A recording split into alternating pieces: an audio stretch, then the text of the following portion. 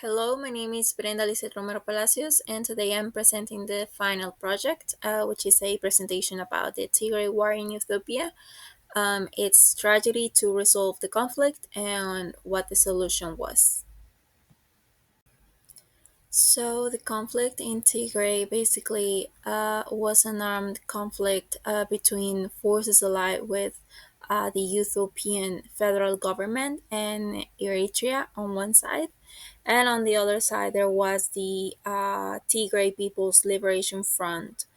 And all of these caused to be heavy fighting, civilian casualties, widespread human rights abuses, and humanitarian crisis. The Tigray War started on November 3rd, 2020.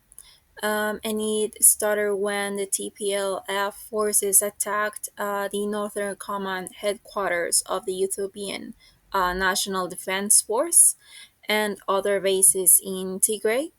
And the conflict officially ended with a peace agreement signed on November 2nd on 2022.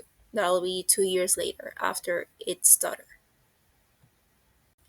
So this conflict started because there were a lot of years of previous escalating tensions and hostilities between the Ethiopian government and the TPLF. Also, there was a lot of historical dominance previously. The TPLF had dominated Ethiopian politics for almost 3 decades. So then, when this new prime minister Abiy Ahmed came to power in 2018, the TPLF saw it as an attempt to criminalize them, and they didn't like that. Also, the TPLF were defying federal authority because in September 2020, COVID uh, during the COVID crisis, the TPLF held regional elections in Tigray, and so they were defying the decision that the current government, which is the government of Prime Minister Abiy Ahmed, they had previously decided to postpone these elections due to COVID, but the TPLF did it anyway, so they were defying them. And also, there were a lot of mutual accusations. The Ethiopian, on one side, there was the Ethiopian government being accused by the TPLF of seeking to reestablish the rule through force. And the TPLF, on the other side, accused the federal government of having way too much power and criminalize and discriminating Tigrayans.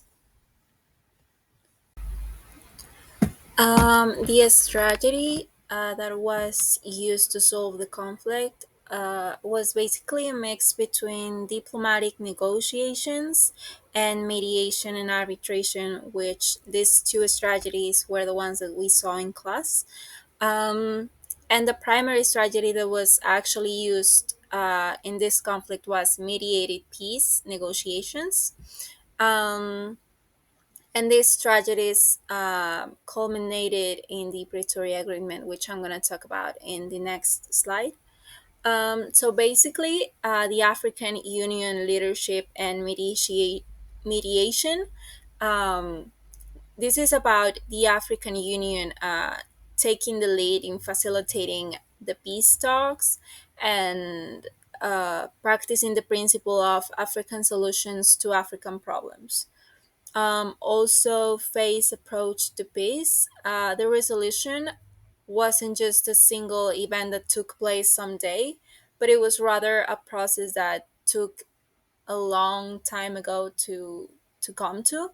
And it began with preliminary talks and confidence building measures so that the parties involved were able to trust each other, kind of, and be sure that whatever they were going to decide, it was going to be respected by each other. Also, there were mutual concessions, which I'm also going to talk about more in the next slide.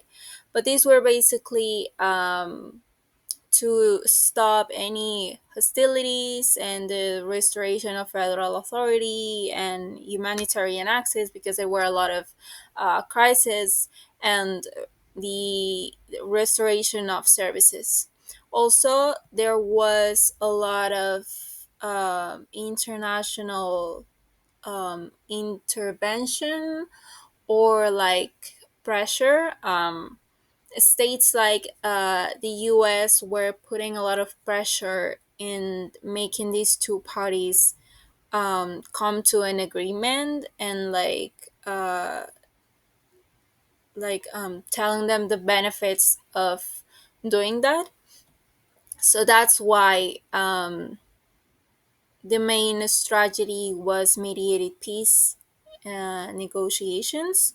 And also that's why I decided to make it like a mm, like a combination of the two strategies that we saw in class.